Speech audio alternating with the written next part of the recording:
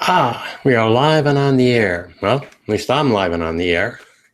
This is Ed Dyer, and this is the TWIS Minion Science Island Hangout. Pamela Taylor can't make it tonight because she's going to a meeting. I don't know if Justin will show up. So for the time being, you got just me. But we do have some interesting science stories, so hopefully I can keep you informed, if not entertained. All right, starting right in. I got a story, solar power. And you have people, solar power has become the mobile devices. The mobile devices have become really important for so many people's lives. In this case, we're talking about a group of refugees. They're now in Greece.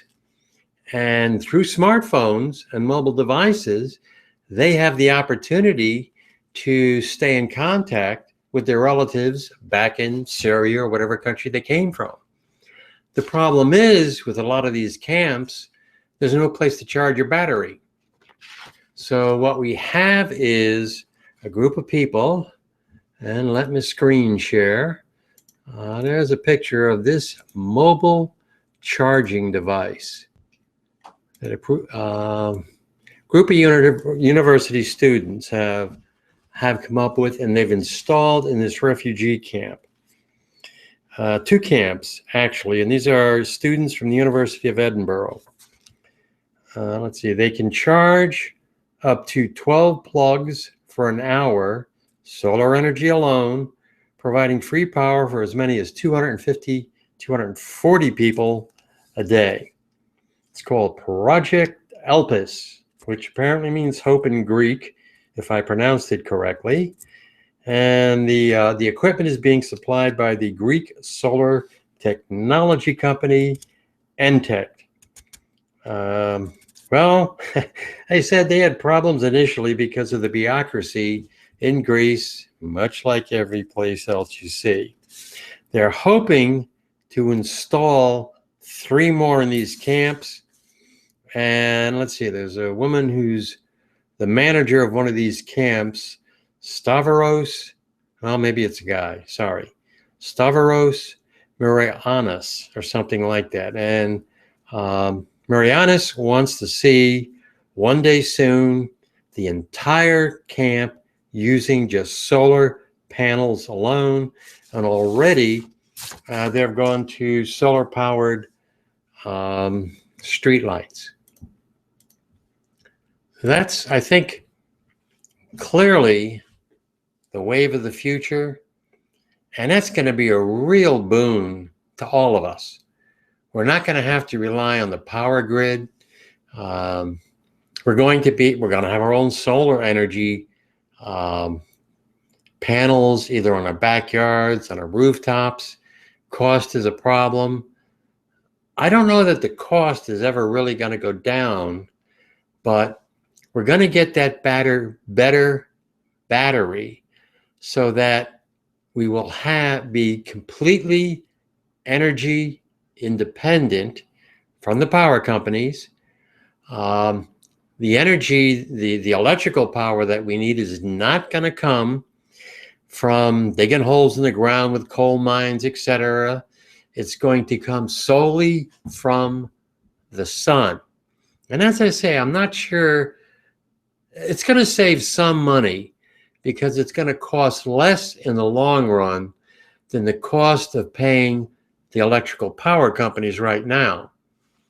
But more importantly, it's going to be more reliable because now if the power grid goes down, we all lose electric power. So it's going to be more reliable for each of us to have our, excuse me. And Rox says, join me in the chat room. Hello, Rox. So this is an example, this power, solar energy power outlet in a refugee camp. This is the kind of thing, we're all going to have something like this in our own backyard. And in the long run, it's going to be much better for everybody. Okay. And let's see. I need to send Rorx a link to the Hangout. I got it here somewhere. Apologies, people, while I set Rorx up. Bum, ba, bum, bum. Okay. Here's the post, Rorx. There you go. Also, we all now have Jay has also joined us. Hello, Jay. Now, what I'm going to do then, just in case, I'm also going to provide them to a link to our Hangout if they want to join me. Link to the Hangout. Come on. The old man can't click the right buttons. Okay, come on. What the heck is going on here? Come on. I don't know. All right.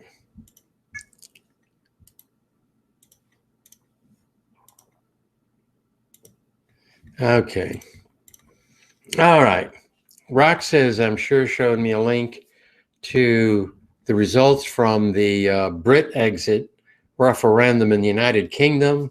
And the people in the United Kingdom, in their wisdom, voted to leave the European Union. Markets crashing. Who the heck knows what the results are going to be?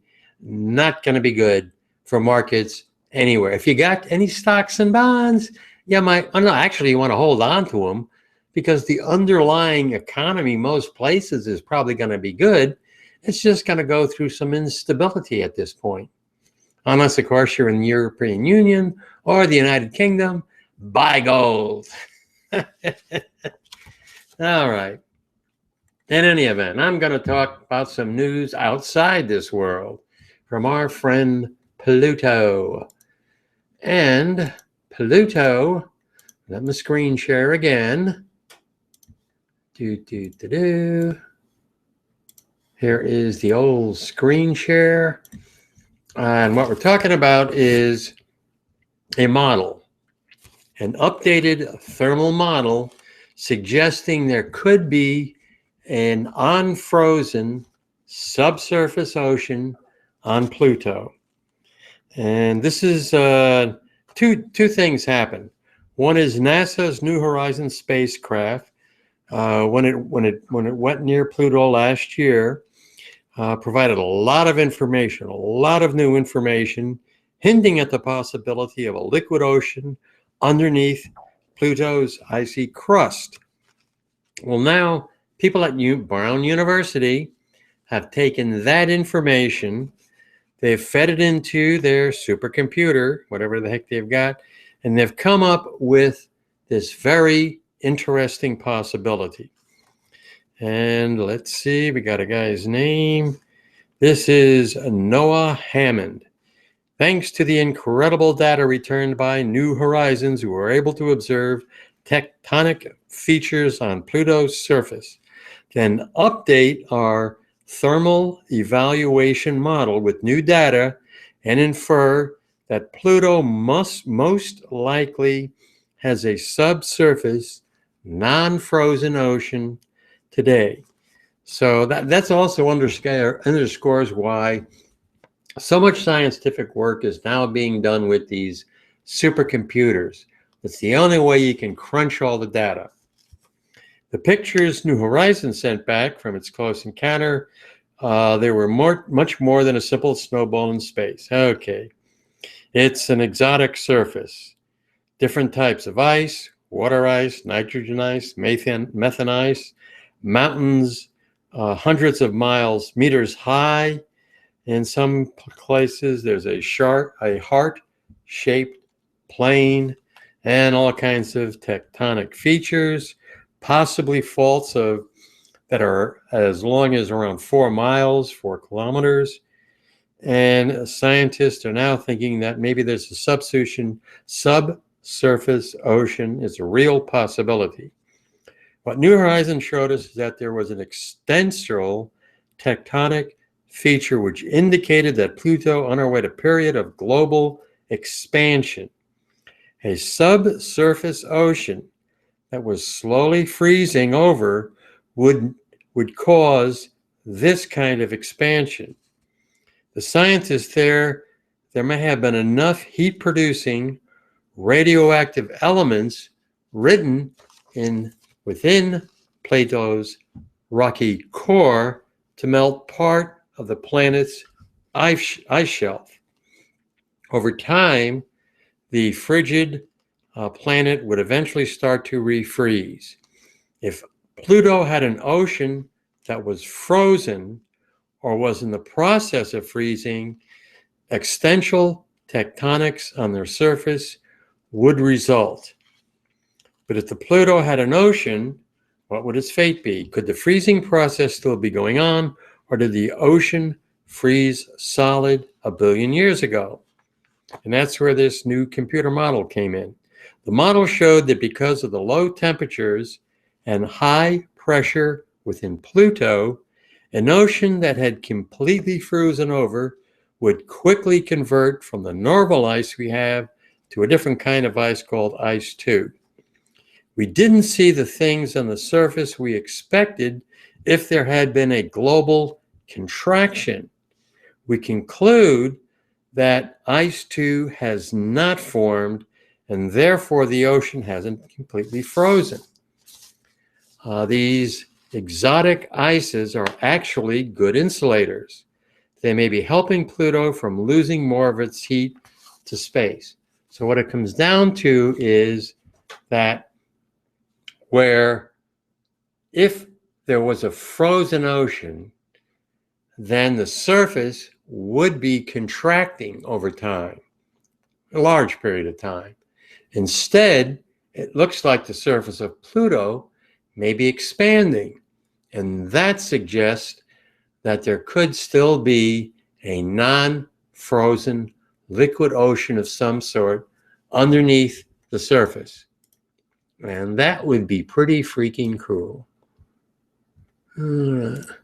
Let's see. We got another person has joined us. Hot Rod. Hot Rod has joined us. And Hot Rod is also looking for a video link. So I will provide it to him. Come on.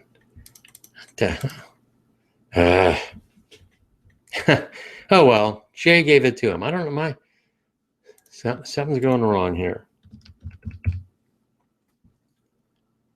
I'm gonna have to leave the chat area and come back in. Now, okay, sorry guys. In fact, excuse me, audience.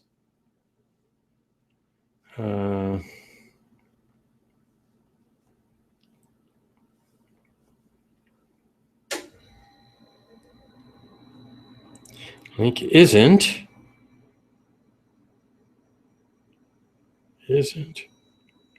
working.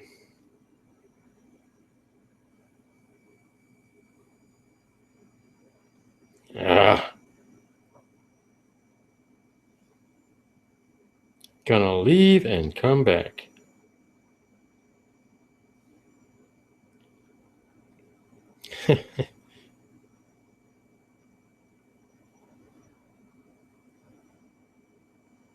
All right. Okay, guys, stay with me here. I'm gonna reload. Okay. Okay, guys. All right, that was just my voice because the live feed has kicked in.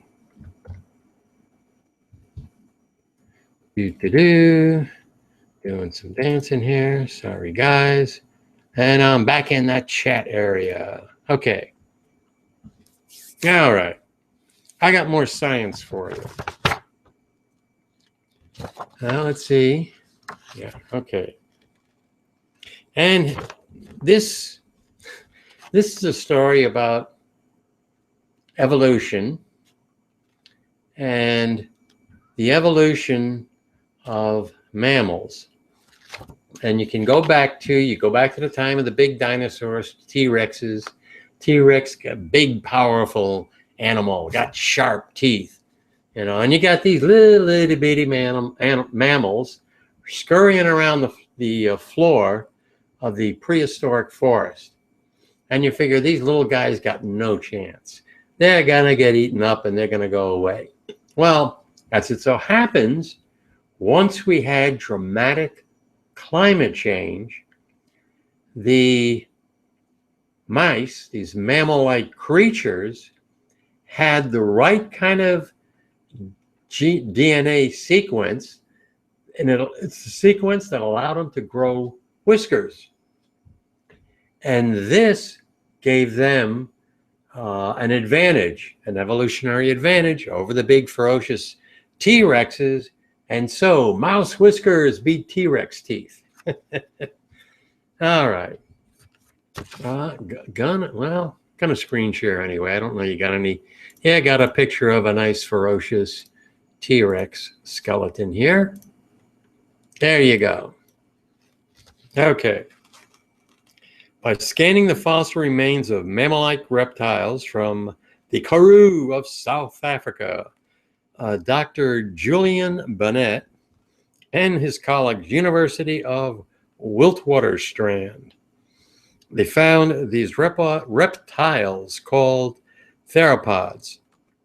And they may have evolved hair, and the use of whiskers as a sensory tool in order to operate at night well before the Mesozoic age, and dinosaurs became the dormant terrestrial animals. But now these little whiskers, they're an amazing sensory tool, and you have to have them when you are nocturnal to stay away from the big bad T-Rexes. The evolution of whiskers possibly assisted in the survival of the theropods and eventually to the mammals such as that led to us, our family tree. There were no theropod fossils had been found with evidence of hair, and the fossil record of hair remains limited to mammals. Instead of looking for fossilized hair in theropods, Bennett and his colleagues used scanning technology to search for the neural structures which inverted hairs in theropods. They used this X-ray microtomography, CT scanning, I think I mispronounced that, and digital three-dimensional modeling. They found the maxillary canal of theropods, a bony tube in the snout of the animals that housed the trigeminal nerve, is shorter in theropods than reptiles. This trigeminal nerve is the nerve that gives sensitivity to the snout. And as the maxillary canal is shortened, it allows for the movement of the nerve as it branches into the soft tissue of the lip and nose, where it inverts the whiskers. This leaves the trigeminal nerve free to follow the movements of a flexible snout. In reptiles, this canal is long, and the nerve is enclosed in the maxilla all along its length, which prevents any movement of the nose and lips. This team suggests that the mammal-like mobile snout evolved around 240 to 246 million years ago with the appearance of the theropods, a particular kind of theropod. Boy, I'm not even prosental strodentinol or something like that. And they're the direct ancestors of mammals. Now, these particular theropods, they form a group of dog-like theropods that evolved a large cerebellum and lost the partial foramen for the third eye, an organ in the skull roof that detects light for monitoring the thermoregulation and daily rhythms such as sleep. It's because they evolved to get around at night. Research in mutant mice has shown that these two mammalian features are controlled by the same gene, MXS2, which also controls the development of mammalian glands and the maintenance of body hairs. This is the gene that makes us a mammal. Based on the CT-based anatomical observations, it appears that this particular gene, MSX2, underwent a significant change in expression during this period, 240 to 246 million years ago, and triggered the evolution of many typical mammalian traits, including hairs and whiskers, an enlarged cerebellum, and complete ossification of the skull roof. Our research has shown these features of mammals were already present in advanced theropods prior to the appearance of mammals. It also has implications for understanding how mammals survive that domination of these huge creatures such as the T-Rex. As I said, whiskers beat sharp teeth. I see Justin. Hello, Justin. That's good. I'm not alone here. I don't know if Justin's got any whiskers. I don't have any whiskers either. So, but if you do, it's all because of these wonderful theropods. And you wouldn't be with us. Yeah, we wouldn't be here if it wasn't for them. So hooray for mutant mice and whiskers. All right. Let's see.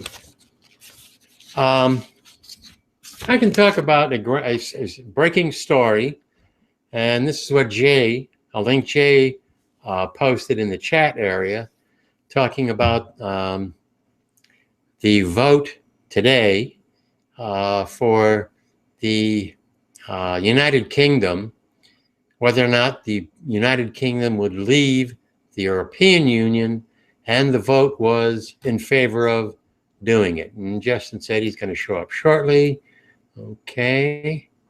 Here we go. I got my own little link, and I got a story. Well, okay, let me go to the chat area.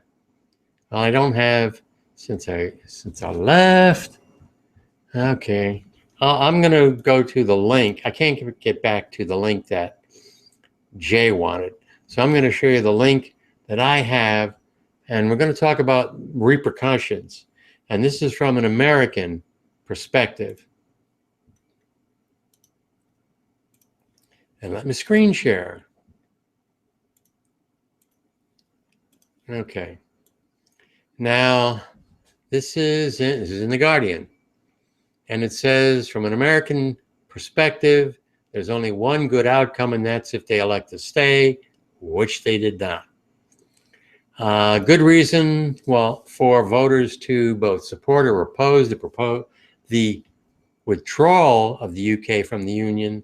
There's little argument at all from the American perspective that leaving the European Union is going to hurt the US. And we're talking about unstable financial markets. And the strongest argument is that European bureaucrats, the strongest argument for leaving is that European bureaucrats have usurped many of the powers that should be vested in democratically elected officials in the UK. Laws in Brussels are not made by people who can be readily accountable to voters. Instead, you got this maze of one-size-fits-all bureaucracy, which you do have pretty much in any government. However, it needn't matter at all to Americans. What matters to Americans is the economic and national security impact of the UK leaving the European Union. There's a consensus among economists that Britain leaving the UK will lead to a major economic shock. I'm sure we're going to see that We're probably seeing that already. I think the pound, the British pound, is really dramatically dropping. Buy Probably the pound. Buy it right now. This is the moment to strike. It's going to go up to twice the dollar again within 6 months. But put everything you've got into it right now. And I am not a financial advisor because I am not receiving a commission for this advice. But if I had any money, that's what I would do with it right now. Look, I think the Brits are going to stand strong on their own in comparison to what the EU does, and they're going to be, attracting plenty of investment, and their pound is going to rebound nicely. Is my prediction. I think you're exactly right. I mean, if you have an investment that suddenly dropped heavily, the worst thing you could do is sell it. Don't sell it. That's the worst you can do. That's what you want to buy. This is the buyer's market right now. There's all this uncertainty. What if the British can't put an economy together? They're the British. When have the British not been able to put an economy together? Never. Really never. Never. My question, the question of all the economic advisors is, how long will it take? Yeah. Because you're definitely going to have, I mean, right now you've got an economy in a lot of places that's not doing all that well. Now you throw in this particular shock. I mean, it can have implications for loan rates, as an example. In the United Kingdom itself, the money you had for buying your groceries and stuff, it's worth less than it was before. So yeah, but that's going to be there's going to be inflation, but that's if this trend continues, and it's going to be short term, no difference internally. Going abroad, all of a sudden you're abroad and your currency just devalued, 12%. You're a little irritated, but it's 12%. I'd put half of all of my money into it right now, and then if it drops, I'd put the other half in. If it drops further, if it drops 20%, that's the marker to put the other half in, and then just sit it out a while. British are going to be fine. One of the funny things I saw from, I think it was BBC, some talking head was like, so, those who voted for staying with the European, I'm terrible with the British accent. Those who voted for staying tended to be more educated and more fluent. But the majority of the voting that came out was the less well-to-do and the less educated, which just tells me one thing. If you really, that tells me, and I know this because my country has a worse problem than yours. You have income disparity and education inequality, and so you should maybe focus on that. If you're saying we're making a bad decision because the uneducated are voting, well, then educate them. But I was in Denmark when Denmark was considering whether or not they should join. And, a lot of people thought, let's be part of the whole movement. I'm like, you've got a good economy. Why tie it to a bunch of other unknowns? Why tie your economy to other economies so directly? In the United States, we have a variety of different economies. I'm in California. There's a little town called Winters. That's the next town over. And I'm in all of California is affluent compared to anywhere else in the United States, pretty much. And I was looking at real estate recently, so I typed in Winters and I thought it was there. So I hit the, enter, and all of a sudden all these houses came up. Ranging anywhere from $40,000 to $70,000 for the homes. Nice homes, 2-3 bedroom homes. I'm like, what's going on? Like the average house there is like $350,000 to $450,000, somewhere in there. This is like just small little rural town. Of course, it was Winters, Texas that it had pulled up, and not Winters, California. But I'm like thinking, like, gosh, if you had a minimum wage job in Winters, Texas, you could afford a 3-bedroom house. And then like all the other bills that come, are affordable because your housing is not taking up 50% of your income, right?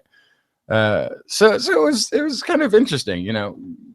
We have multiple economies, and I think if California did secede from the nation and had a California bearer currency, it would be worth more, obviously, than the dollar, because the currency is harder to acquire, and it buys less here, so it should buy more elsewhere. Okay, what's Los Angeles going to do when Colorado says, okay, we're going to cut off your water supply? They don't own that water. Colorado doesn't own that water. Colorado does not own that Somewhere, before you get to the California border, somewhere there's a little spigot. Somebody turns the spigot. California not getting any water except for what they already have. Right. So the thing is that it's sort of like whoever got there first. And I don't know this subject as well as I should. But a lot of what was created, you know, like Nevada, you know, you ever notice Nevada has that big pointy part at the end? That didn't used to exist. Nevada started out as a square. And a lot of that territory was Arizona. That was northwestern Arizona. But Arizona joined the Confederacy.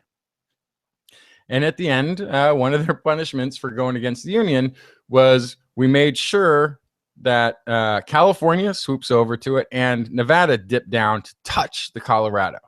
So they have rights to it as well. So if you touch that river, you have rights to it. And the rights you have to it are based on your population that could be using it. So so as long as Los Angeles doesn't like have a major earthquake and everybody moves back to the Midwest whence they came, Los Angeles isn't going to lose rights to that water. It just doesn't work that way. I think it might. It depends. It depends on, for instance, the value of water. And if we get involved in, I hate to say water wars because that doesn't make any sense. I don't know. I think you have an authority and you have a group of states involved in allocating water rights. And if one of those states leave, then you're leaving that decision as to how much, who gets what, how much water, who gets what. You're leaving it. You're now no longer part of that authority anymore. I mean, I agree with you completely that California, as much as any state in the country, California, maybe Texas, they're so, I mean, they're like a small country. You know, they're really like a small country. And they could probably function pretty well on their own. Fifth largest, I think we used to be fifth. We might be sixth or seventh. Largest, if California was a country, it'd be somewhere between the fifth and seventh largest economy in the world. Of countries. We'd rank, you know, we'd be behind China, the US, the USSR, and then maybe Britain and India. I don't know, like a couple others. And then California as a standalone country. Yeah, but don't, okay, just to interrupt you for a second. Mm-hmm. Okay, now you got California all on its own. Mm-hmm. And then we got the farmers, right? Mm-hmm. The farmers growing the crops that normally California sells to the rest of the country. Well, we put a tariff on those California crops. We're gonna charge. You want to buy them California crops? It's gonna cost you twice as much. Yeah. Then we get a tariff war. Right. Great. So I totally right. But here's the thing: corn can grow just about anywhere. So as long as all you eat is corn, rest of the country will be fine. If you want an avocado, if you want a tomato. You know, if you want almonds, if you want bananas, if you want what there's everything else, every kind of berry, every kind. We're like 80% of the produce that the nation consumes is coming from California. It's a ridiculous percentage because we have what used to be like the whole Central Valley where all this agriculture is taking place. It used to be a giant inlet bay. It was a lake bed. So this thing had all sorts of fish fossil nutrients, micronutrients, whatever at the bottom of this thing. It was silty bottom of this bay for I don't know how many hundreds of thousands of years before it kind of dried out. So it's fertile. It's this massive fertile valley that goes from almost the top down to the bottom of the state. So as long as we can pour water over it, we can produce food. There's no problem there. Getting a little philosophical, diversity. Why would you have 50 states instead of one, right? So you've got a greater range of diversity. It's that is going to infer advantage for the collective country, I believe. You could, back in the colonial era, each state pretty much ran on its own. And it was, the states collectively finding the money to expand and all the rest of it. Okay, so I would say it's in the collective best interest to include all 50 states. And what I would like to see, I'd even go further. I would like to see you have the European Union. How about the North American Union? I think that could work out just as well. And that's the kind of thing I want to see. Right. I want to see more collective government on certain issues. Sure. So to an extent that works, and then to another extent it becomes disastrous. Like a North American Union. Okay. US and Canada, united. Okay, but North America, it's also Mexico. Okay, so we're all in it together. Only regulations are completely different in Mexico, right? So now we get into NAFTA. We get into NAFTA. We create these rules that supersede the political will of the locals, because this is how you keep business going. So as if, for instance, one of the big fears of in NAFTA was, well, what if we build a railroad? Like, this is oldie time thing. What if we build a railroad in Argentina?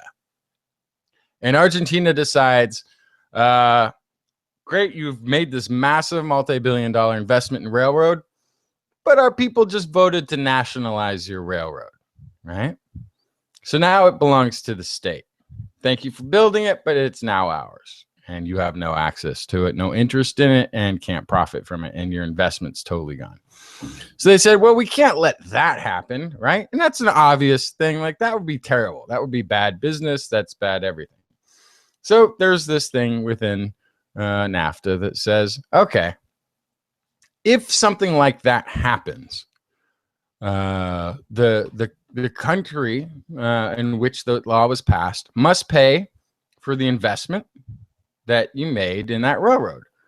But that's not quite good enough, because that investment could have been turned into more money if you place it elsewhere. So it's also, you have to repay the future profits from that investment. You have to pay what was expected to be made back from your investment. You have to get that back too. It's all under NAFTA. Chapter 13 or chapter 11, I can't remember what it is in there, but so that seems reasonable, in that you built a railroad and they nationalized it scenario. But they've utilized it in different ways. When a corporation headquartered in Colombia was making MTBEs, which, when added to gasoline, made gasoline burn cleaner. It also happened to, they found out later, eat through the tanks at the bottoms of gas stations and work its way into waterways, and was a horrible pollutant. Governor of California signed a bill banning MTBEs, and then realized, from the lawyers, oh, by the way, we now have to pay this company still who produces MTBEs for their investment and for their future profits, which was in the multi-billions of dollars, right? Bankrupts the state of California with multi-billions of dollars that they would have to pay. So instead, they created a phase-out program over like 15 years, where a known pollutant that they knew was going to eat through tanks at the bottom of the gas stations was still going to be used, even though the people had voted and the officials had signed on saying they wanted it out. And there's plenty of examples. Most of them take place in South America, where locals vote against a toxic dump being put in place, but the company in charge of who built the toxic dump and was planning on profiting on dumping toxic materials there, then sues some rural county in Mexico because its people voted against it. And under NAFTA, they get to bankrupt that area to the point where they end up winning in a lot of these cases. Or privatization of water in rural villages, where the locals say, no, you can't. We're going to pass a law that says you can't privatize it. Well, we already did privatize it. Now you have to pay us for our investment and our future profits, and we don't even have to maintain the water system anymore. So it's fantastic. We win all ways. So this is the problem when you unlocalize government. It seems like I get the idea that if you could just sort of get all the countries to manage the larger network together, it seems like things would become more efficient. But what it really does on the local level is it removes democratic control over your environment, over your politics, over your everything. I think it was a Canadian company that sued the United States, or different states within the United States, that were passing laws against using formaldehyde in mortuaries, because there was a Canadian company that owned a chain of mortuaries, and they used formaldehyde, and they were very successful and profitable at this. And for whatever reason, this amount of formaldehyde being used was a problem, was a carcinogen or whatever it was, and people tried to ban it, but they ended up suing and winning suing under NAFTA, which is by the way, not a court that you walk into in the United States. It's a court of people you don't see who decide for you, and sort of that shadow government, not your local government, not the laws that you're used to dealing with. Your local lawyer has no idea how to argue a case in this. Yeah, but the kind of government I'm talking about would be more like, you have the Commonwealth. Australia is part of the Commonwealth. Now, Australia has its own laws. And so let's, for instance, security. That's one of the points about the United Kingdom leaving the European Union. What does that do to NATO? So you really got to, so there have to be issues, I think, where if you can get Canada, the United States, and Mexico together making a decision on something perhaps like security, it might be something like immigration, might be easier to set up some kind of a pipeline where you have unemployed workers in Mexico and you want to train them. So you can take Canadian American dollars to train Mexicans. These Mexicans then can have farms in Mexico, and then they become consumers for the United States, that kind of a thing. But the United States is a republic. You have states' rights, and then you have the government itself. And I'm saying bring that umbrella up to a Commonwealth kind of an idea. Mm-hmm. Right. Well, it sounds good, but again, you're eliminating local control over stuff. And I think a decent example of this might be emissions. California has higher emission states than other states in the United States. We have a different set of rules. We want cleaner air. We have higher standards for vehicle emissions than any other state. Well, not really any other state, because there's like 13 states out there that say whatever California says, ditto. That's literally their law, is cut and paste. Whatever changes California makes, they adopt it immediately. And that's just becomes their standard as well. Now, for a large part, automakers today are making vehicles based on the California standard, but it hasn't always been true. Colorado had a much lower standard of vehicle emissions. So you could buy a car in Colorado, move to California, and all of a sudden your car doesn't pass smog. You have to do like a new catalytic converter. You have to spend like $1,000 on your car, upgrading it so that it passes California standards. Now, if you were to say, though, under a greater umbrella, that Colorado is the one that's going to set the standard for emissions, and despite the fact that California wants higher emission standards, they can't have it because now there's this higher umbrella of regulatory control. It takes the democratic aspect out of local governance. And when you're talking about just being able to invest in other countries, you can do that, but there's a danger in that. There's a danger when you're not, I think, investing in your own community. A great example is the relationship between Germany and the Greek economic collapse. You know, German banks were seeing tremendous profits. They could lend at a little bit higher rate when it was down in, you know, this is one of the benefits of the European Union, this interconnectedness, right? They were able to lend, say, at 3% anywhere in Germany, but you could get 5% if you lent to Greece. So there was a great incentive to lend to Greece and to create more reasons to lend to Greece. So let's start some businesses or offer some business opportunities in Greece, and in which they can borrow money from us. And we're making, you know, almost twice what we make when we lend money in Germany, but there's not enough buyers. So we got to create, what if we build a vehicle plant? We're going to offer a vehicle plant to be built there. They just have to finance it. And then now we've got the finance dollars, which is really the point.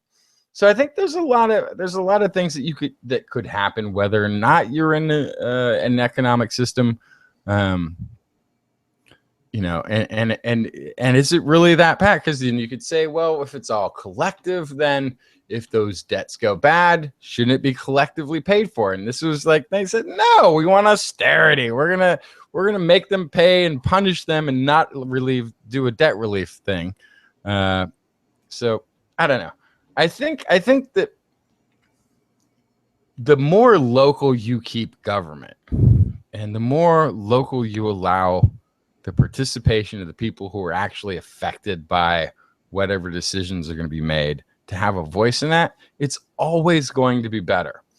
And it's okay that the Brits aren't going to be part of this greater system if it gives them more local control over the laws that they like or don't like, or the immigration policies or the security policies that they like or they don't like. They don't have to locally accept anything that they disagree with. And I think it's the great failing of these massive trade agreements is that they act and they speak as though this is going to create efficient trade for everyone, but it never does. It's always out of the hands of the local communities that it's affecting.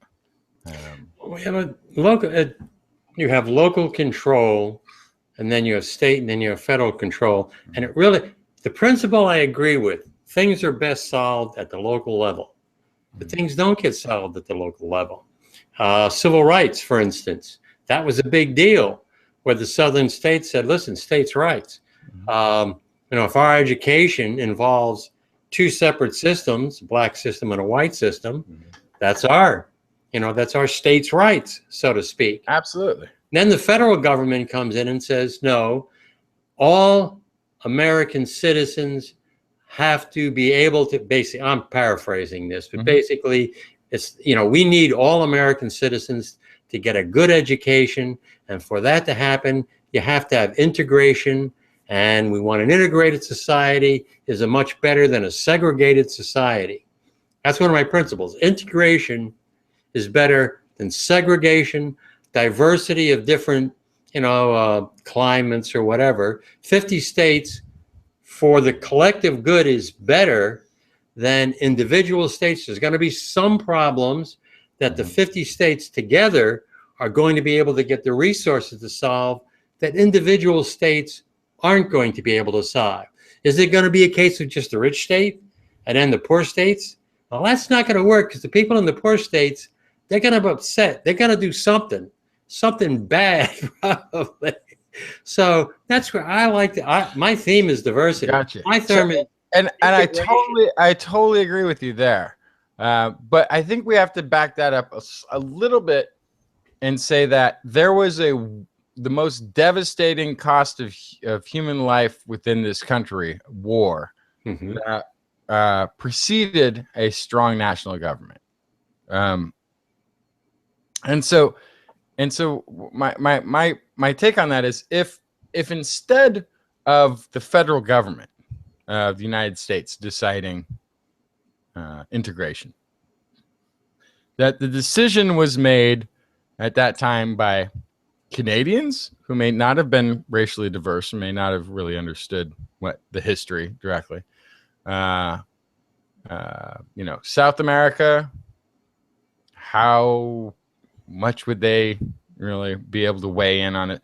If the collective decision was made by a number of countries that weren't the United States, how would that have ended up? I mean, we can be optimistic and say it would have accelerated the integration, or perhaps this sort of international community might have said, well, as long as the United States is still buying our cotton, or investing in our banana fields, or going to Canada for whatever reason you would go to Canada, we're going to be totally happy with whatever decision So whenever like there's an international decision making process, you got to look at those countries that are part of those decisions, and it's It depends on what you're talking about. If you're talking about slavery, I think that's something everybody, when we say worldwide no slavery, okay, that's it. No slavery anywhere. Now, slavery was economic reasons, and that's what the Southern farmers relied on, and that's what other people and farmers in other countries relied on: slave labor. Slave labor creates a society that's not a good, healthy society. It was outlawed. Problem that needed to be solved at the higher level because it wasn't being solved at the local level.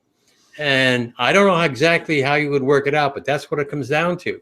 You would come down to if Florida, California, if they've got a problem they're not addressing, then it needs to be bubbled up to the federal government. Now, if you have like an trade between Canada, the United States, and Mexico, those three countries really kind of need to come together to reach some kind of an agreement that's going to be to the benefit of all three, and self-interest will serve out in the long run. So, gotcha. So right, but what ultimately happens when you make a contract between three countries is that, or what I've seen, especially if you look at NAFTA is almost like a third, or in this case, it would be fourth party agreement. NAFTA is a body of governance and power that is separate from all the nation parties that are part of it. We don't have our NAFTA representative. When have you ever heard of, this is America's ambassador to NAFTA, right? Or America's representative within NAFTA? No, it's not like that. It's its own governing body and decision maker that isn't, we don't vote for them. We don't elect them, which would be voting for them. We don't know who they are.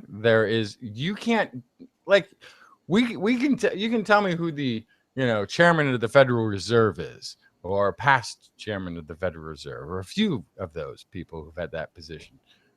Secretary of the Treasury, perhaps. Department of the Interior, you may know a name or two through the history. Name me one person in charge at NAFTA.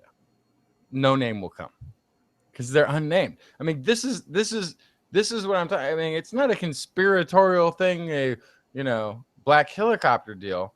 It's a lawyers all the freaking way down, and it trumps the writing. And all of these trade agreements are designed to trump local politics to maintain trade.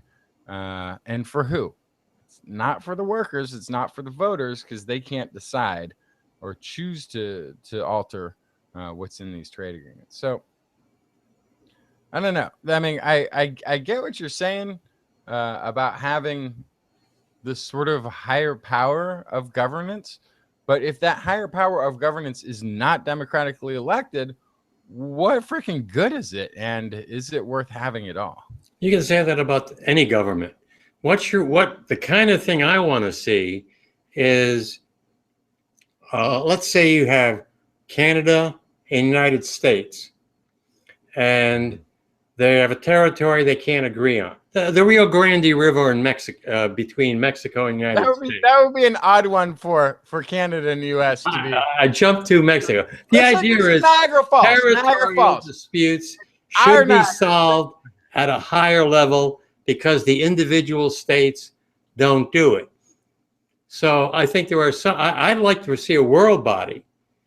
Now, every country's got to keep its own currency. I don't think that's going to go away. Well, that's what the EU is, though, right? Isn't the EU a EU? Yeah, but you know, the people there, they know where the value is.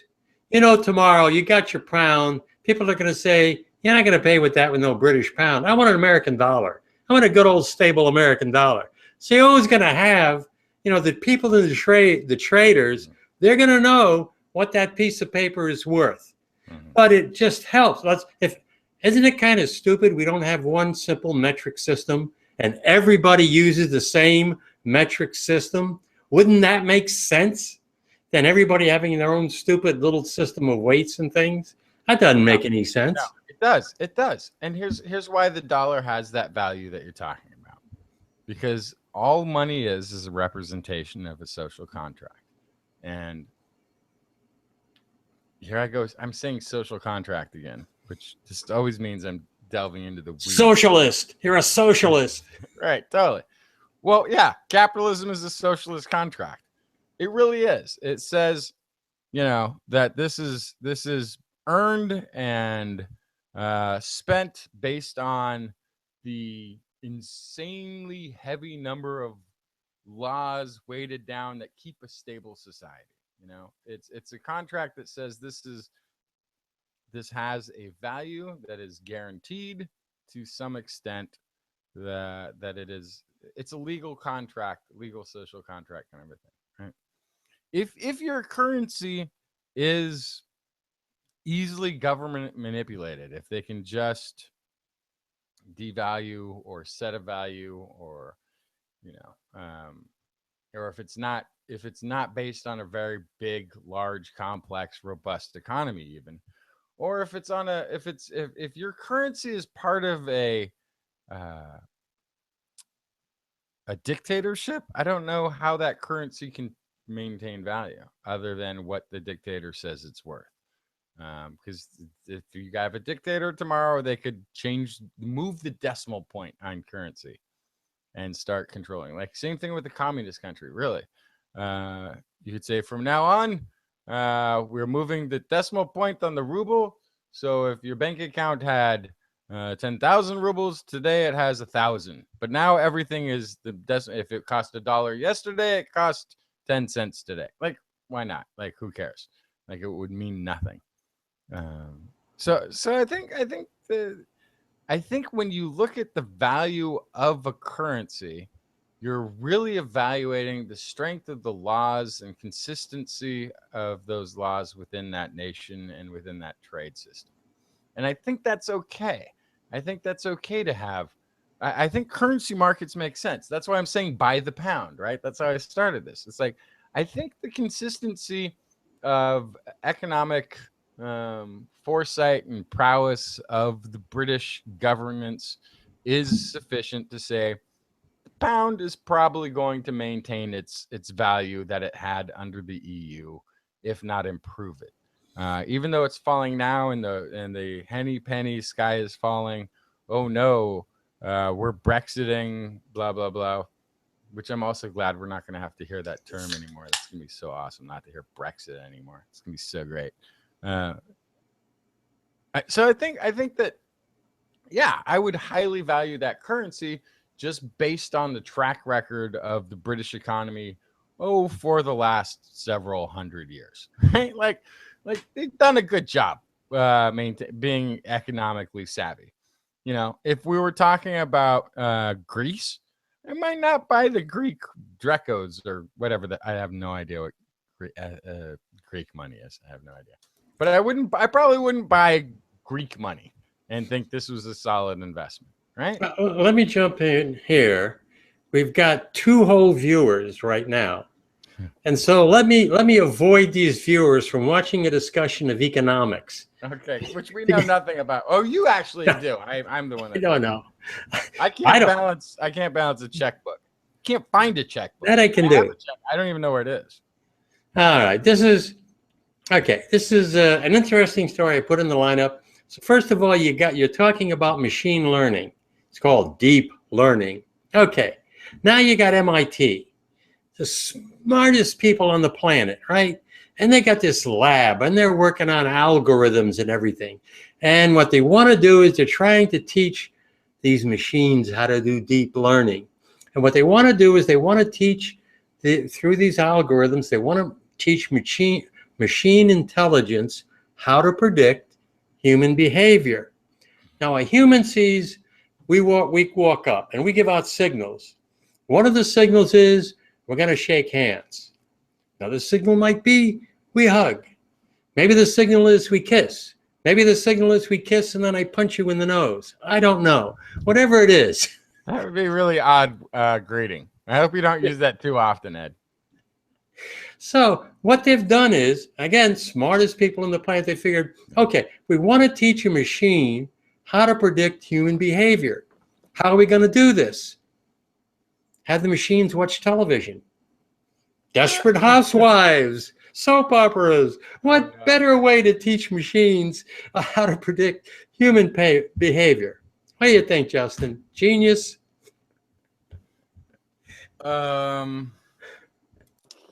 Yeah, that I don't think that would be too effective, really. It could make the robot artificial intelligence much more predictable. If it was following some sort of sitcom formulaic, behavior pattern.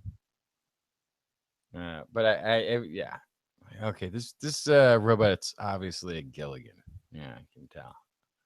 He's always going to screw up anything, any direction I give this robot, it's going to screw it up, but it's sort of in a comedic way,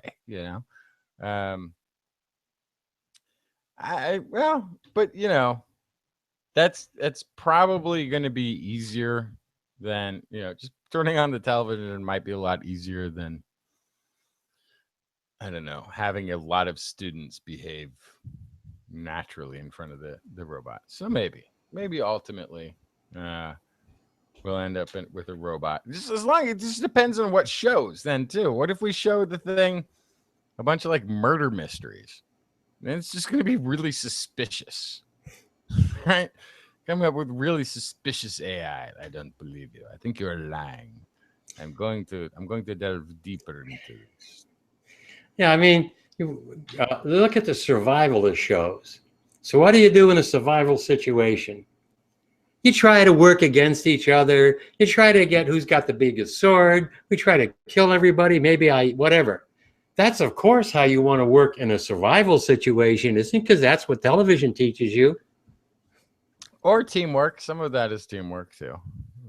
I kind of like the other story that it was the SME, which I can't remember what that was, but stood for. But it was basically trying to teach robots through analogy, which sort of picture as Mother Goose, nursery rhymes, maybe some Brothers Grimm, throw those in.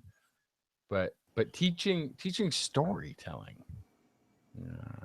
and then when given a new scenario, the artificial intelligence tried to pick which story, which analogy sort of fit better for the scenario, which they say, according to the psychologists and the computer programmers in this, much more simulates human thinking, that we are doing analogy comparisons when we're looking at a new scenario, less so than hard data. Okay, they looked to the left and they moved with their left elbow.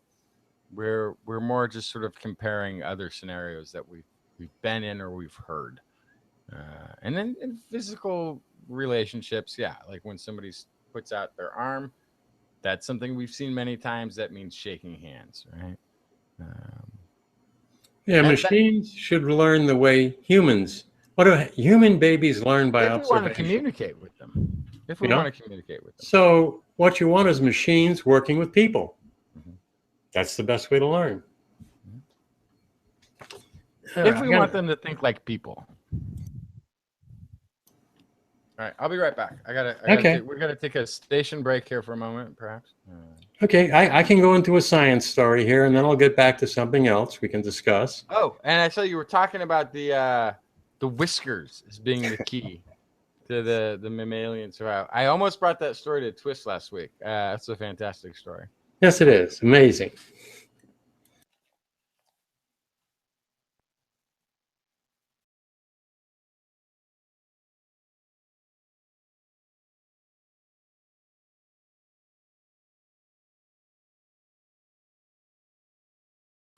I didn't mute my microphone. You didn't hear a thing of what I just said.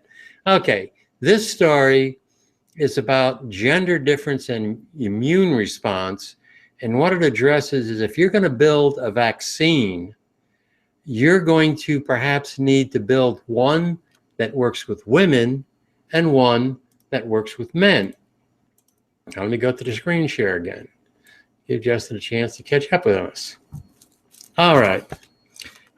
This is it's a little bit lengthy, but I want to read it because it really shows how we need to change how we develop things like vaccines and other kinds of medical treatments, because what will work with a man will not necessarily work with a woman. The immune system of men and women respond very differently to infection, and scientists are taking notice. Research presented last week at the microbiology meeting in Boston, Mass.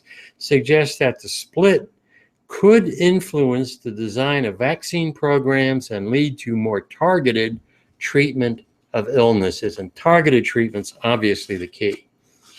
Women have evolved a particular fast and strong immune system to protect developing fetuses and newborn babies, but it comes at a cost. The immune system can overreact and attack the body. This might explain why more women than men tend to develop autoimmune diseases such as multiple sclerosis and lupus. Yet very few studies assess men and women separately, so any sex-specific effects are masked. And many clinical trials include only men, because menstruation cycles and pregnancies can complicate the results. An inconvenient truth. This is Lindy Maynard, and she works at the University. I'm saying she's a she. Lindy is a female name, whatever. The immunologist at the University Medical Center in Ulrich in the Netherlands. People really don't want to know that what they study in one sex is different from the other. That would be don't know why that would be true, but now scientists are beginning to tease out some precise mechanics. At the meeting, an infectious disease researcher, Kate Flanagan, University of Tasmania in Australia, reported on a tuberculosis vaccine given to Gambian infants. She found this vaccine suppressed production of an anti-inflammatory protein in girls, but not boys. This boosted the girls' immune system and may have made the vaccine more effective for girls. Hormones obviously play a large part. Estrogen can activate the cells involved in antiviral responses, and testosterone suppresses inflammation. Treating nasal cells with estrogen-like compounds before exposing them to the influenza virus has revealed further clues. Only the cells from females responded to the hormones and fought off the disease. Genetic factors may also guide how the sexes deal with infections. Maillard studied a protein called TLR7, which detects viruses and activates immune cells. Encoded by a gene on the X chromosome, the protein causes a stronger immune response in women than in men. And the researcher suspects that this is because it somehow circumvents the process whereby one of the two X chromosomes in women is shut down to avoid overexpression of the proteins. A study set to begin later this year, helping to tease apart the relative influences of genes and hormones in infections. Another group of researchers, they looked at 40 adults going through sex change operations. If female hormones are responsible, the transgender women in the study should begin mounting stronger immune reactions to infections and develop more autoimmune problems than transgender men. Whether such results will lead to and how drugs are administered is an open question. Certainly sounds like a reasonable place to look. In 2014, the U.S. National Institute of Health announced that researchers must report the sex of animals used in preclinical research. And similar efforts are underway in Europe. But a report in 2015 shows that the National Institute of Health does a poor job of enforcing the rules requiring clinical trials include both sexes.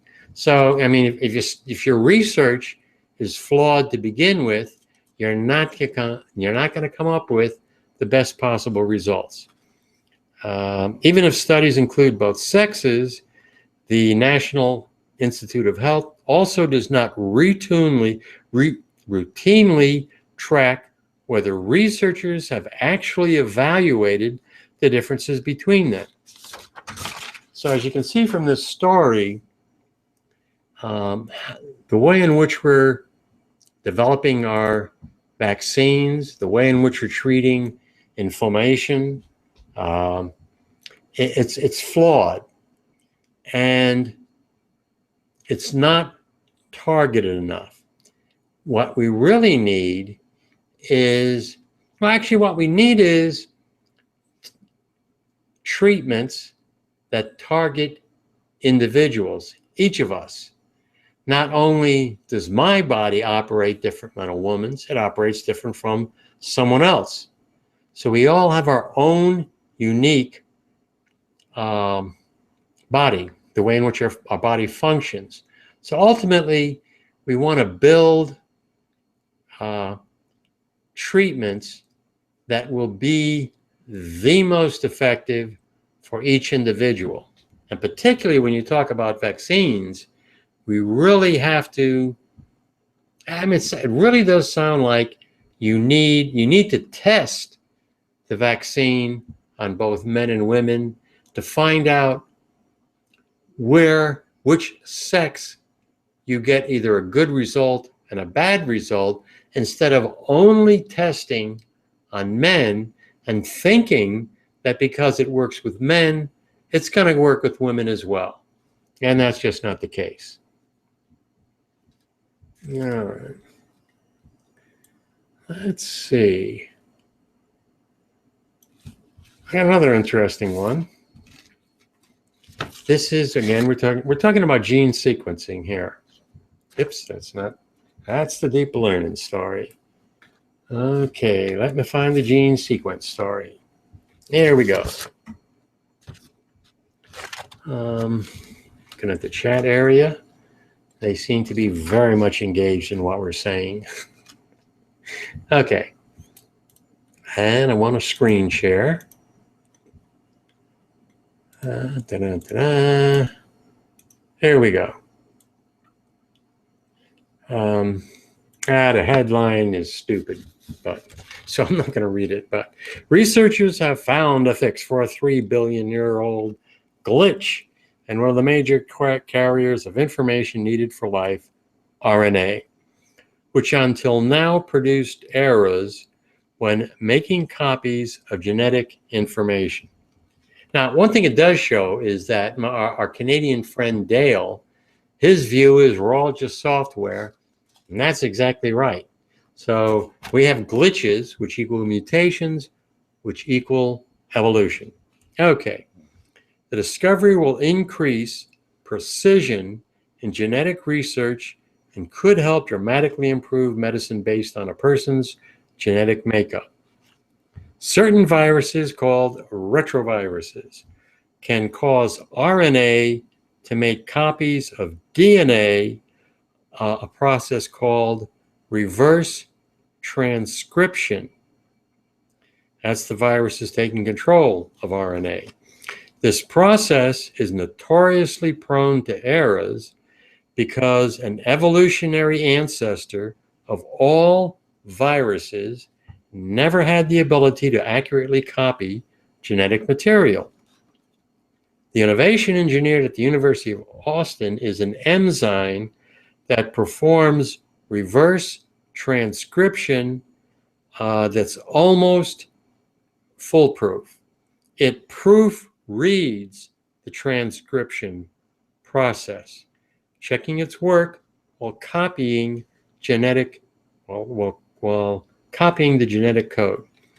The enzyme allows, the researchers claim, for large amounts of RNA information to be copied in near perfect accuracy. And of course, this has got to be replicated. You can have extraordinary results require extraordinary proof. Big caveat there. But they claim we created a new group of enzymes that can read genetic material information inside living cells with unprecedented accuracy. Overlooked by evolution, our enzyme can correct errors while copying RNA. Correcting errors while copying any RNA. And the thing to remember there is, and my question on this whole story here is, that's evolution. Evolution is mutations. Mutations occurring when RNA, makes transcription errors when it's copying DNA. All right. Reverse transcription is mainly associated with retroviruses using HIV. In nature, these viruses' inability to copy DNA accurately may have helped create variety in species over time, contributing to the complexity of life, evolution itself. Since discovering reverse transcription, scientists have used it to better understand genetic information related to inheritable diseases and other aspects of human health. Still, the error-prone nature of existing RNA sequencing is a problem for scientists. While proofreading, however, our new enzyme increased precision and fidelity of RNA sequencing. Without the ability to faithfully read RNA, we cannot accurately determine the inner workings of cells. These errors can lead to misleading data in research lab and potential misdiagnosis in clinical labs. So yes, absolutely, we need this particular enzyme to help us in research in the lab. The team of researchers engineered this new enzyme using direct evolution to train a high fidelity proofreading DNA something polymercer to use RNA templates. The new enzyme, it's called RTX, retains the highly accurate and efficient proofreading function while copying RNA. Accuracy improved at least threefold and may be up to 10 times as accurate. And the researchers say as we move forward towards an age of personalized medicine where everyone's transcripts will be read out almost as easily as like taking a pulse, the accuracy of the sequence information will become increasingly important. Significance of this is that we can now also copy large amounts of RNA information found in the modern genomes in the form of RNA transcriptions that encode almost every aspect of our physiology.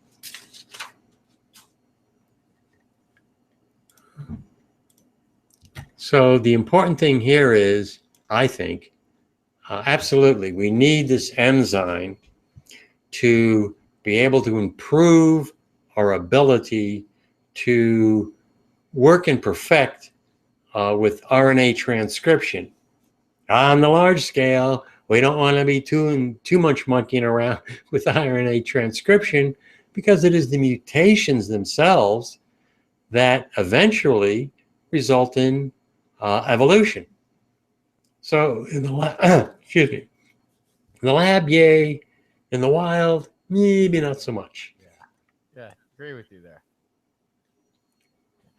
There's the system has been working. I'm happy with it at least. You know, it's interesting that in the last month or so, I'm reading more stories about how they're looking at RNA. It used to be you looked at DNA and you wanted to modify DNA using CRISPR. Now more researchers are looking at RNA, particularly when it's involved in diseases like HIV. So, you know, another example where we're now looking at that little replication machine, and hopefully that will lead to better results. Yeah, and it like very likely will. Like, this is we're on the cusp of this right now, you know, and so with all of the fears that we could possibly bring to bear, um, of the unknown of what's to come, there's going to be benefits that are going to be magnitudes greater than any fears we have going in. So yeah, the ability to modify the transcriptors is just fascinating field. This is like CRISPR all over again, and what we're going to be able to accomplish with it. It's all going to be targeted, and I don't know how long it will take, but when you get treated for an illness, whatever medication they have, it's going to be specifically designed to you for you. And that also means they're probably going to get rid of those side effects. If you can do it working with somehow with that little ribosome transcription factory, if you got a problem like HIV, if you can deal with it there, you're not taking massive doses of drugs or radiation or anything like that. Okay, Justin, you got your political brain back? Because I got another story here. So can I just say that last night was one of my most sleepless and favorite sleepless nights in a really long time. I was so energized and excited by watching a Democratic Party live up to liberal ideology and really make a big statement. Now, it's just a statement. It didn't bring a vote to bear. It didn't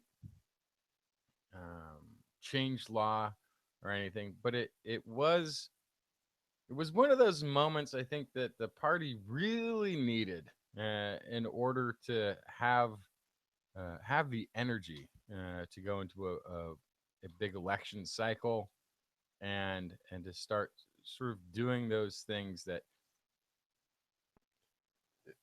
when you're a what I consider myself left of liberal, and my only major party choice is the Democratic Party because they're the closest thing towards the direction that I want that party to be. Um, take the type of action that I feel was left of liberal, um, and take it strongly and make a big point out of it and do an Occupy type movement on the congressional House floor. You know, this was Occupy movement, and I don't think this happens. I really, honestly, don't think this takes place if it wasn't for the Occupy movement. I don't think uh, this sort of bold action takes place without a Bernie Sanders campaign. You know, I think these are.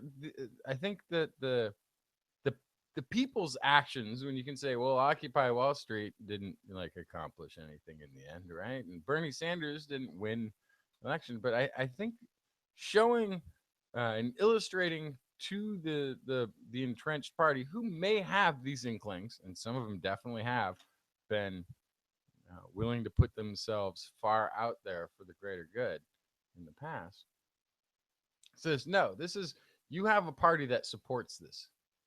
You have a party that does want to fight, that does want to get in there and duke it out. Couldn't have been prouder. You know, I tweeted or posted somewhere about the fact that we did a 21-hour TWIS episode once, and that I fell asleep mid conversation during it. And this was like 25 hours, I think, or more, maybe. That the you know, they sort of did something interesting. At first, when I was watching, somebody would come up there and they would speak until they sort of winded themselves out, and they might be up there for 10 minutes, they might be up there for 20 minutes, and a lot of it was recounting tales from their local congressional district about gun violence and people who had been affected by it, and telling the stories of those individuals or the families who survived the loss. And a lot of it was really moving testimony to the negative effects of having so many guns easily accessible within our society. And then at some point they said, okay, we're going to limit it to 2 minutes. I'm like, well, wait a second. Nobody's going to get any sleep if everybody has to go up there, you know, and talk for 2 minutes. And then I figured, okay, so there's enough that this is going to be like about 3 hours. You're going to go up, talk for 2 minutes. And then if everybody's there, yeah, you're going to go get to chill out for a while. 2-3 hours from now, you have to go up and talk for another 2 minutes. But they were sort of doing this trade-off, and that's sort of that system worked well through the night, right? The big fan of C-SPAN already. The fact that C-SPAN's cameras got shut down, but that they picked up the feed from the streaming videos that were coming from cell phones and what have you. Very impressed. Very took an incredible amount of integrity to say, no, we're going to get the message out. And they did this sort of funny, snarky thing where they retweeted Paul Ryan saying, we're not going to put up with these tactics, and we're going to continue to do the people's work. And they retweeted it in such a way that it was after he had ordered the cameras be shut down, and they retweeted that while they were live streaming, as though that was their statement right back at him. But we're just quoting him, and so not getting politically involved. It was sort of this brilliant C-SPAN moment. Huge fan of C-SPAN. Tremendous amount of credit to them to keeping the channel open through the night. They lost the Wi-Fi a couple times and went back into the earlier evening and showed what led up to it. And then as soon as the streaming became available again, my only critique was, especially right towards the very end of it, when they had the camera set up, whether it was a phone or whatever Wi-Fi laptop they had set up, I just don't understand how it was so hard not to bump into it. Because there was Congress people constantly bumping into the camera or standing directly in front of it. And I feel like somebody could have just held up a paper sign and been like, okay, 10 feet radius, stay back. Don't bonk your booty into it. Don't stand in front of it while you adjust your clothes before you go up to top. Like, people kept bumping the camera and walking in front of it. I felt like that's the only critique I had on that. House Democrats could have probably come up with a system to have allowed the camera not to be knocked around so much. But really inspiring that they took this stand, this protest type, activist type stand on the House floor, which is in some ways unprecedented, some ways slightly precedented, but really I think it's one of those things that when we talk about having, like we were before, having sort of a democratic system that is not local. We have lots of Congress people from rural districts who can be pro bazooka ownership, and it's not going to become a problem in the rural district that people are going to do bazooka robberies or drive-bys or bazooka blast each other out of anger. But large population, dense population, urban centers, having weapons becomes much more of a problem. There's more people who can be harmed by them, and there's more people who might be apt to use them, right?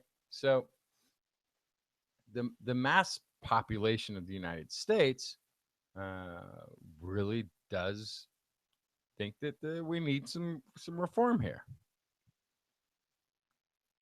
But that's not how our government works. Your local decision isn't necessarily going to influence. So hopefully, though, we do see these congressional districts work on creating, whether it's county, local, city, gun regulations that are strengthened, or actually influencing next election. It's going to be interesting to see the result. But it's really inspiring to see political leadership from the entire House Democratic body around an issue that they've taken a strong stand on and are going to continue, based on their words, to be activist on this subject. Yeah, that's two things. The first thing is, on your first comment, it's inspiring, yes. And I think what you're seeing, you can even go back to the vote on the European Union. The leaders in the UK, Cameron or whoever they are, they thought this was, we shouldn't get out of the European Union. Obviously, they didn't understand their own population and didn't realize that, hey, the young population, and it probably was, they're just pissed off at all the leaders.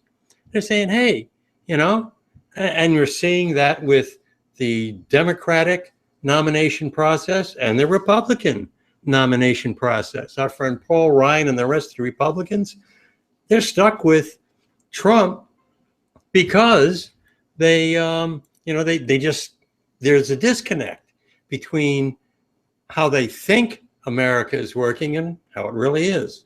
Well, it's also for the Trump thing, I think it's just desserts to the Republican Party. This is what they've been pitching the American people. They don't call wealthy people wealthy or affluent or and rich. They call them job creators. So here comes a guy who's a job creator. Why? Because he's rich. He's hired people. Right? He's a business guy. This is who they've been telling their constituents really are the drivers of economy.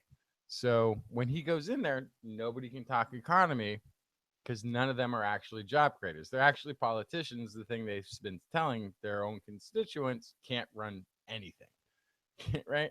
Can't run their way out of a paper bag. So, and then he takes all these radical stances that sound really radical to the general public, but they are stances that they've been subtly pitching within the party to the base to get the base out, whether it's religious or anti-immigrant or anti-Muslim or whatever it is.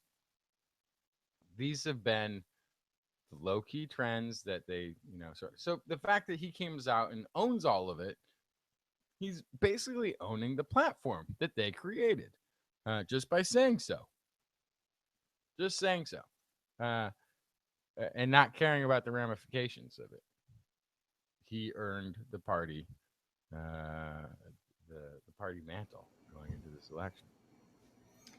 You're getting the issue I wanted to talk about was firearm control, gun control, which is exactly what this protest was about. Now it's such an emotional issue. It's an emotional issue more than a logical one. For instance, the people that are in favor of allowing people to own guns tend to be from rural communities who probably don't need them for their own safety. And the people who are saying, hey, we need gun controls, are the one in the big cities. So also, and nobody's talking about eliminating hunting rifles. Nobody's saying that. Nobody is saying that a citizen can't have a firearm in their home for self-protection. My cousin does. She's a woman who lives by herself. Okay, we're talking about public, really. And we're talking, obviously, about, assault weapons. I hear people saying, well, you can use assault weapons for hunting. My grandfather was a hunter. I don't know anybody who goes hunting with an assault rifle. That is just, that's that's ridiculous. Yeah. So, the people who are against, like a ban on, first of all, this legislation we're talking about will do nothing. Very simple. Ban on assault rifles. I don't know. There's no, if you don't believe that's necessary, I can't think of an argument for you. But the legislation they were talking about was actually about, which is ridiculous that the GOP couldn't just get behind this, which is that if you're on the no-fly list, if you're a suspected terrorist on the no-fly list, you should also not be allowed to buy a gun. And they rejected that. They don't want, it's like, well, just because you're a suspect doesn't mean we can take away your constitutional rights. So, and my big argument is, and I posted something where a guy walks into an office with a firearm, he raises it, he shoots it, everybody runs away, and he starts taking out the ball and he plugs it in, he puts the powder in, he's packing it down, or what, everybody's gone by the time he's ready for the second shot. But that's kind of where this law originated, right? So the technology of gun has transformed what it means gun. The word firearm the actual firearm has no relation whatsoever to the firearm that existed when this law was created. It would sort of be like saying, that anybody who has a driver's license should also be able to fly a plane or own a tank, right? Like if you have a driver's license, you should have every right to drive a tank anywhere you go, or a tractor trailer, or fly an airplane, because once you're licensed, that allows you to operate any kind of vehicle, right? And this is let me interrupt you for a second. George Carlin had his routine. All Americans should have an ICBM and a Winnebago. Yeah, there you go. Right, that's kind of it. Like, why not? And maybe I need, maybe I do need an RPG to go fishing, because that's my preferred method of fishing. Right, I like to shoot an RPG into the water, have it blow up underneath, and as the fish rise up from the concussion, I collect them all. This is my fishing technique. Why should I, under the Constitution, how do you prevent me from? So there's ridiculous, to me, argument for having assault weapons available to the general public. So, but this this is what the fight is about. And actually, it's not even about that. Currently, it's about people who are suspected terrorists not being able to buy weapons. But I guess on the right, they're afraid that they will become suspected terrorists and wouldn't be allowed to have weapons based on their own views, which I totally grant it. It depends on who the president and the administration is and who's saying who's a terrorist, right? Because tomorrow, the entire Tea Party could be terrorists. The next election cycle, social democrats could all be terrorists based on, I'm a terrorist right now, based on Saudi Arabia's definition of a terrorist. So we take that international law. Here we go. There's an international law where we have this agreement. We're going to go after terrorists in a world theater. How many countries would consider atheists to be terrorists? Maybe majority. Does that mean I'm a terrorist? Yeah, it would. And now I got to go blow something up because now you've defined me as such, and I have to strap a bunch of dynamite to me. However, dynamite is just a firearm, so I should have every right to carry it wherever I go. No, it's ridiculous. I think the arguments against gun control are absolutely without merit, and obviously absolutely without merit. And I get that people don't like it. I understand it, but it's still ridiculous to think that the Second Amendment, which also says you have to be part of a trained militia, which people kind of ignore, parts of the Constitution they don't agree with. But there's nothing that should be protecting this. So, and then there's the tropes. Well, it's a mental illness problem. We got to deal with the mentally ill problem. We got to figure out a way to deal with mental illness. People who are actually mentally ill are much, much less likely to take up a firearm and kill somebody. Majority of people who have been killed by firearms in this country, it wasn't even a mass shooting. It was just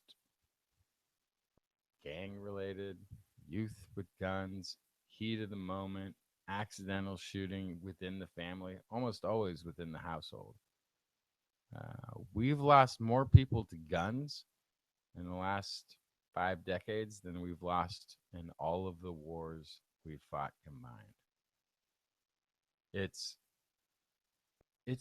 I think the number is something like 30,000 Americans a year die to gun related deaths. We're at a point where,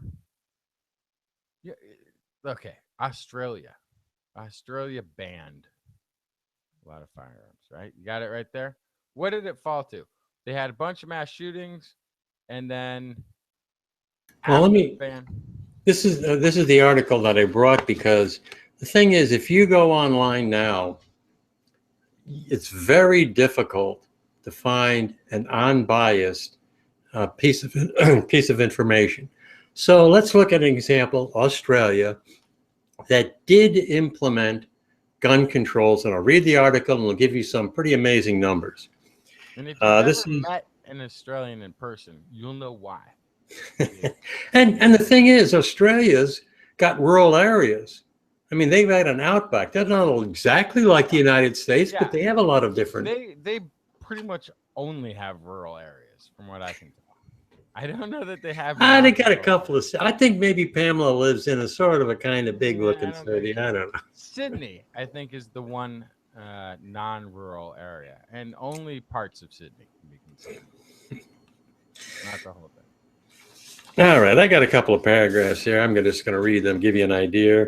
Since this is the gun law reform, firearms buyback 20 years ago, accelerating decline in intentional firearm deaths and the absence of fatal mass shooting. This is a study, and it's a study looking at 2 specific situations: suicide and mass killings. 4 or more people involved, 5 and more people in this study.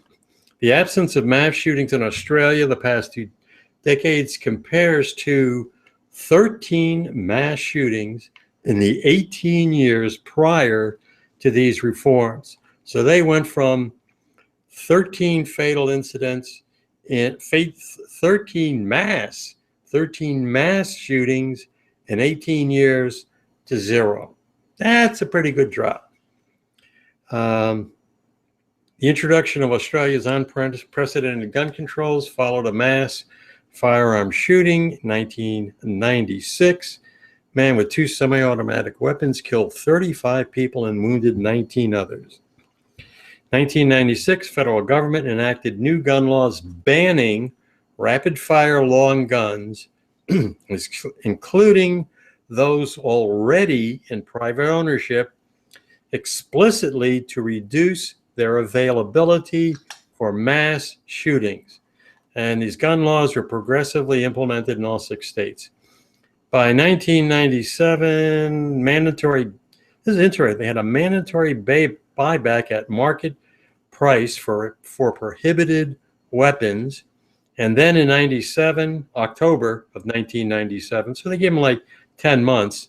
Then they went in with the large criminal penalties, including imprisonments and fines. Okay.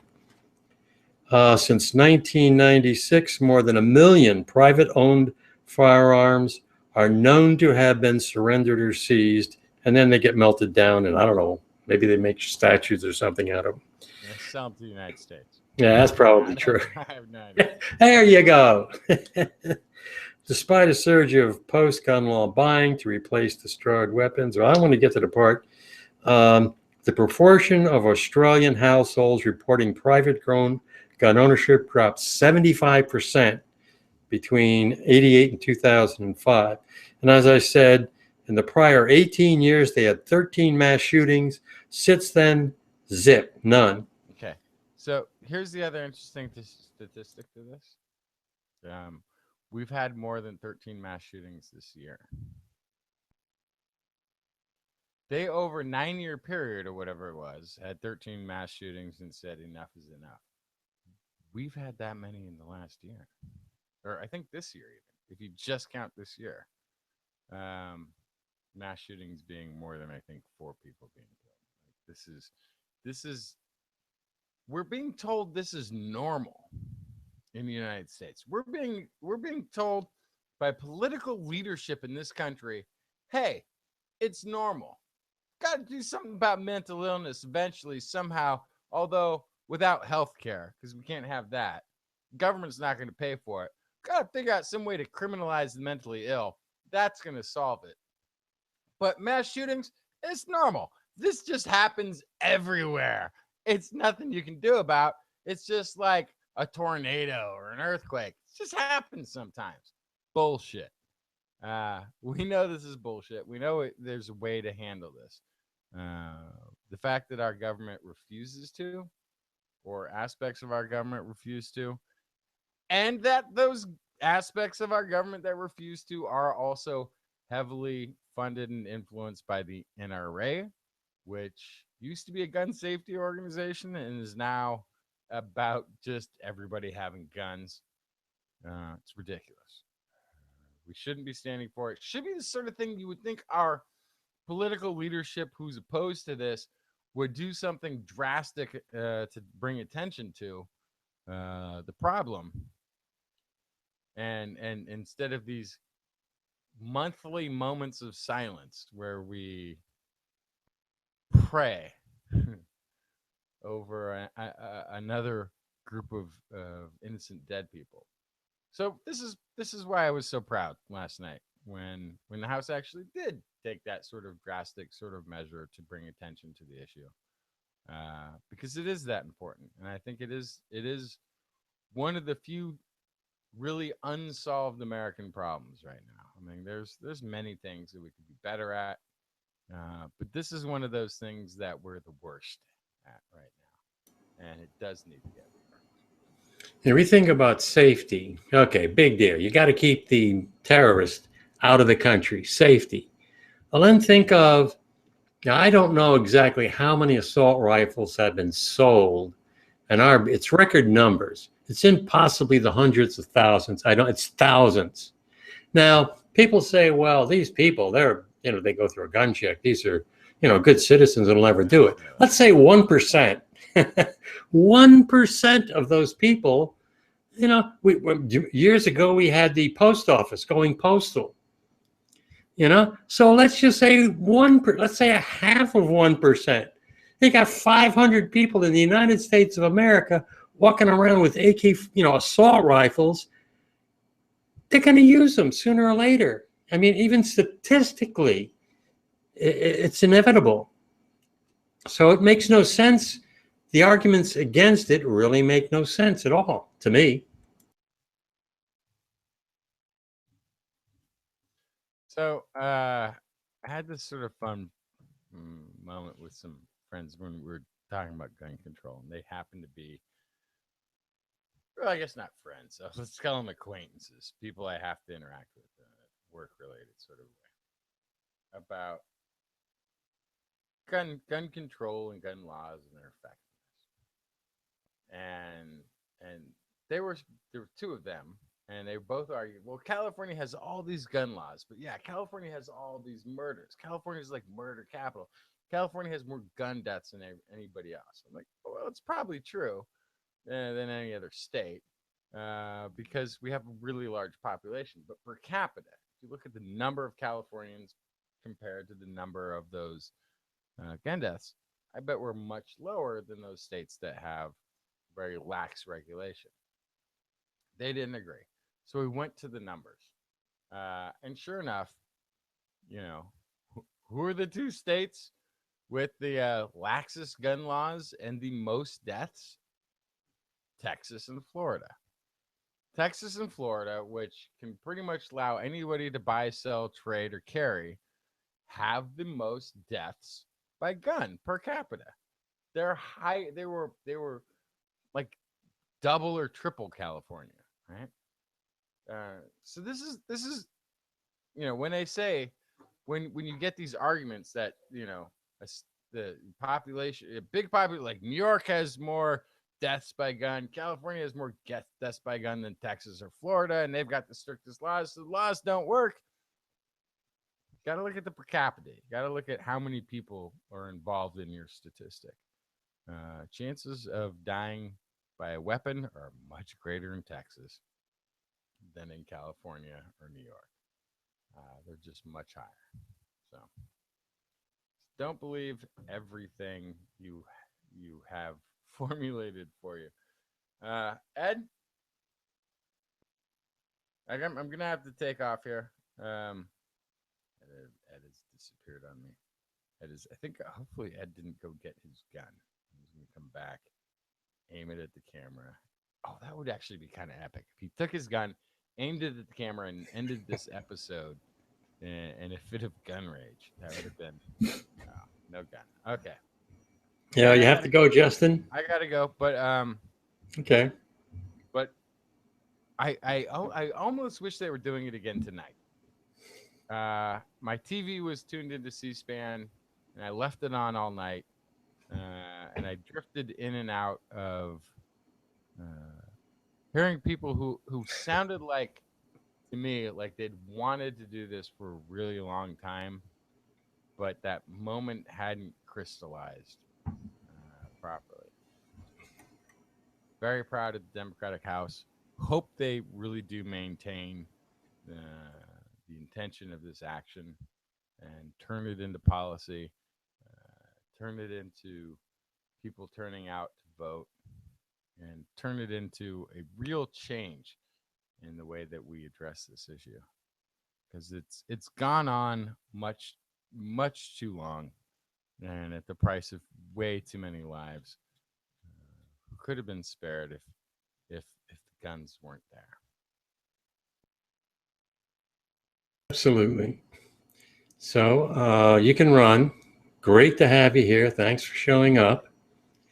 And I will end the Hangout itself, stop the broadcast, and hopefully Pamela can join. Pamela's at a meeting.